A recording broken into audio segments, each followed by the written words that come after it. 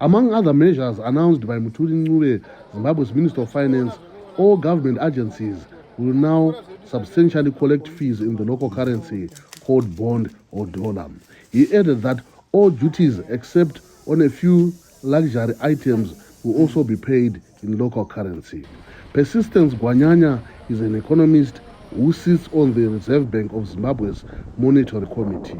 The measures that have been announced by the Minister of Finance are expected to firstly reduce the accelerated depreciation of the currency, and secondly, reduce the accelerated dollarization of the economy.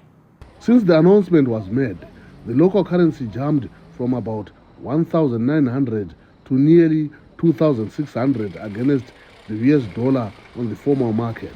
On the black market is about 100% more, pushing costs of goods and services up. Ordinary Zimbabweans and businesses continue to shun the local currency, as in the case of Tawanda Gondo, a fruit vendor in Harare. I still prefer sales made with the US dollar so that I can restock and keep the balance.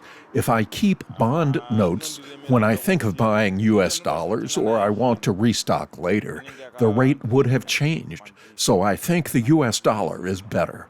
Dollarization of the economy is what the government is against, as it says there are not enough US dollars in the country to sustain the economy.